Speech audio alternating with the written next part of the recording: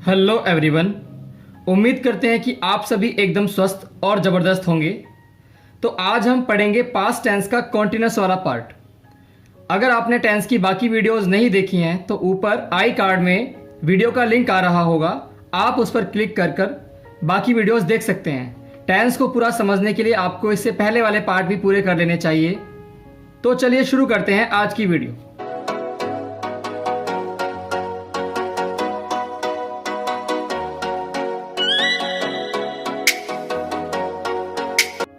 देखिए, आज का जो टेंस हमारा है वो है past continuous tense. Past continuous tense की पहली पहचान हम देखते हैं। इन वाक्यों के अंत में आपको दिखाई देगा रहा था, रहे थे या रही थी, ऐसे शब्द आपको नजर आएंगे तो समझ जाइए कि ये पास्ट कॉन्टिन्यूस टेंस है। देखिए, ये तो आपकी शाब्दिक पहचान हो गई। आप सेंस भी निकालना सीखिए। वह काम पास्ट में जारी था, यानी ये काम कल हो रहा था, कॉन्टिन्यूस फॉर्म में था ये, लेकिन पास्ट में था। दैट्स वाई इसे हम बोलते हैं पास्ट कॉन्टिन्यूस टेंस। ये तो रही हिंदी की पहचान। लेकिन अगर आपको इंग्लिश में कोई वाक्य दे दिया जाए तो उसे कैसे आप आइडेंटिफाई करेंगे? आपको देखना पड़ेगा, उसके अंदर वॉज या वर दिखाई देगा आपको, साथ में वर की फर्स्ट फॉर्म और आईएनजी नजर आएगा। अगर आपको इंग्लिश सेंटेंस में इस प्रकार के कुछ आपको वॉज या वर और वर्ब की फर्स्ट फॉर्म पर आईएनजी नजर आता है तो आप समझ जाइए कि ये आपका पास्ट कॉन्टिन्यूस टेंस है। चलिए इसका स्ट्रक्चर देखते हैं, कैसे आप रूल्स के अकॉर्डिंग से बनाएंगे। हम बात करते हैं पहले सेंटेंस की, अफर्मेटिव। तो अफर्मेटिव यानी सकारात्मक वाक्य जिसके अंदर आपको ना तो कोई क्वेश्चन वर्ड दिखाई देगा, ना ही आपको नोट दिखाई देगा। ये सिर्फ स्टेटमेंट वाले शब्द होते हैं, सेंटेंस होते हैं। रूल देखिए, आपको पहले लिखना है सब्जेक्ट, उसके बाद वॉज, देन वर्ब की first form plus ING and आखिरी में आपका हो जाएगा ऑब्जेक्ट। ये रूल किस केस में काम करेगा? अगर आपका सब्जेक्ट सिंगुलर है। सिंगुलर सब्जेक्ट मतलब ही, शी, इट या फिर एनी नेम। और ध्यान रखेंगे इस टेंस के अंदर आपका जो आई है वो सिंगुलर माना जाता है। इस बात को ध्यान रखना है आपको कि आई आपका सिंगुलर माना जाता है। तो अगर आपको इनमें से कोई सब्जेक्ट नजर आता है, मैंने बोला वह खाना खाता है, ही आ गया, वह नाचती है तो शी आ गया, ठीक है। तो इस प्रकार से आपको शब्द नजर आएंगे अगर, तो आप मानेंगे कि आपका अफर्मेटिव और सिंगुलर सब्जेक्ट है और रूल लगाएंगे आप ये वाला। चलिए सेंटेंस बनाते हैं। राम विद्यालय जा रहा था, तो राम आपका क्या है? सब्जेक्ट है। तो पहले आप सब्जेक्ट लिखेंगे राम, विद्यालय यानी स्कूल, और जा रहा था तो आप लिखेंगे गो। राम वॉज, क्योंकि हेल्पिंग वर्ब वॉज आएगी आपकी, Ram was going to school. Ram was going to school. बहुत सिंपल है। पहले आपका सब्जेक्ट आएगा, वॉज वर्ब की first form, then ING plus में ऑब्जेक्ट, फुल स्टॉप। मैं पढ़ रहा था, आई वॉज, दो ऑप्शन है, या तो आप रीड लिख सकते हैं या आप स्टडी लिख सकते हैं। आई वॉज रीडिंग, या फिर आप स्टडिंग भी लिख सकते हैं। दोनों में से कोई एक चीज आप लिख सकते हैं इसके अंदर, ध्यान रखेंगे आप इसे, आई वॉज रीडिंग और स्टडिंग। तो ये आपका बन जाएगा सेंटेंस। अगर हम बात करें प्लूरल सब्जेक्ट की, यानी अगर आपका सब्जेक्ट है they, we, any plural noun, children आ गया, स्टूडेंट्स आ गए, टीचर्स आ जाएं, या फिर यू, अगर आपको ये शब्द मिलते हैं सब्जेक्ट के तौर पे तो आप मानेंगे प्लूरल सब्जेक्ट है आपका, तो रूल अप्लाई होगा ये वाला। सेम सब स्ट्रक्चर रहेगा आपका, बस वॉज की जगह वर आ जाएगा। सब्जेक्ट के बाद वर, वर की first form, ING and the object. बनाते हैं चलिए सेंटेंस। हम पढ़ रहे थे, वी, हम की इंग्लिश वी, पढ़ने की इंग्लिश वी, पहले वर आएगा हेल्पिंग वर्ब, वी वर पढ़ रहे थे। तो आप यहाँ पे भी स्टडी या फिर रीड कुछ भी लिख सकते हैं। वी वर स्टडिंग लिखते हैं। चलिए, we were studying, full stop. Next is वे खेल रहे थे। वे यानी दे,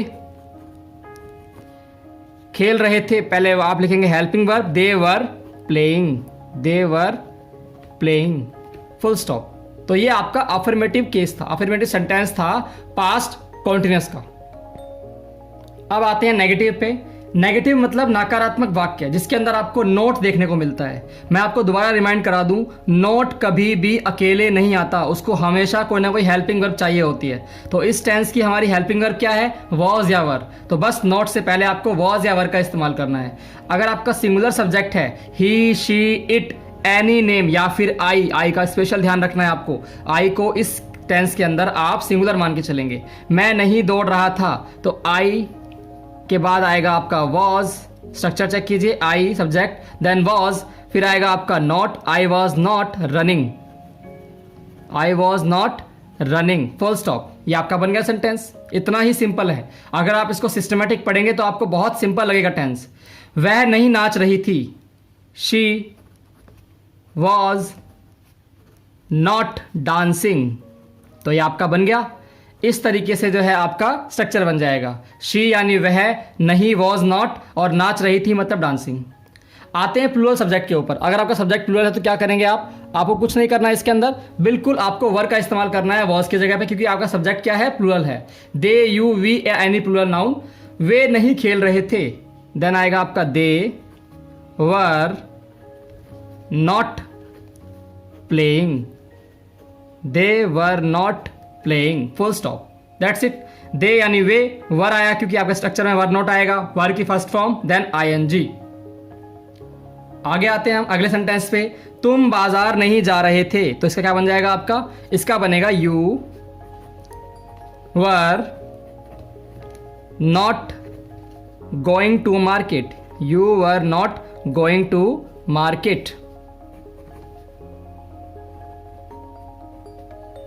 फुल स्टॉप।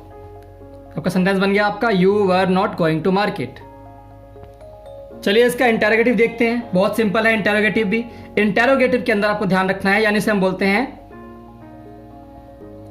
अगर आपका सब्जेक्ट सिंगुलर है, ही, शी, इट या फिर कोई भी एनी नेम और प्लस में आई, तो आपका रूल बनेगा WH फैमिली। मैंने आपको बताया है अपने प्रीवियस वीडियो लेक्चर्स के अंदर WH फैमिली के अंदर क्या आता है? व्हाट, वेयर, व्हेन, हाउ, इस प्रकार के शब्द, क्वेश्चन पुटिंग वर्ड्स को हम बोलते हैं WH फैमिली। अगर सेंटेंस के अंदर आपको कोई क्वेश्चन पुटिंग वर्ड नजर आता है तो आप सबसे पहले उसे लिखेंगे, यानी सबसे पहले क्या आएगा आपका? WH फैमिली आएगा, देन वॉज आएगा क्योंकि सब्जेक्ट क्या है आपका? सिंगुलर है। उसके बाद सब्जेक्ट, वर्ब की फर्स्ट फॉर्म, देन ऑब्जेक्ट। चलिए सेंटेंस बनाते हैं। सेंटेंस हमारे सामने है, क्या मैं स्कूल जा रहा था, तो क्या लिखेंगे आप इसका? क्योंकि इसमें कोई भी WH फैमिली नहीं है तो डायरेक्टली वॉज आएगा आपका।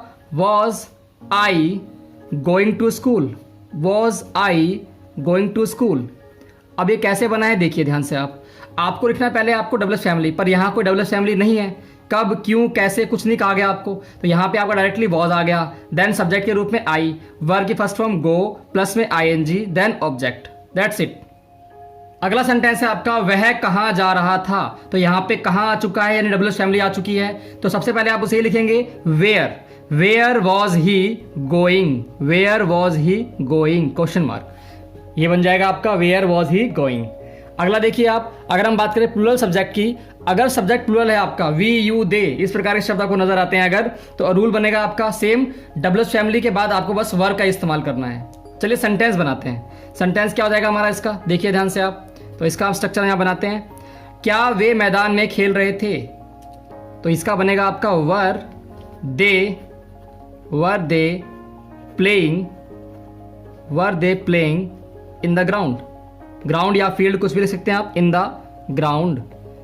क्या वे मैदान में खेल रहे थे, तो बना आपका were they playing in the ground, क्योंकि इसमें कोई भी WH फैमिली का वर्ड नहीं है, दैट्स वाई आप डायरेक्टली वर से शुरुआत करेंगे। अगला सेंटेंस देखिए, तुम क्यों रो रहे थे, तो यहाँ आपको देखिए क्यों दिखाई दे रहा है, क्यों की इंग्लिश होती है वाई। तो अगर आपको यहाँ पे WH फैमिली वर्ड दिख रहा है तो आप पहले लिखेंगे वाई, फिर आएगा आपका were you, weeping, why were you weeping. याद रखेंगे आप, दोबारा से बता रहा हूँ आपको मैं कि आपको रोने के लिए वीप का इस्तेमाल करना है, ना कि क्राई का।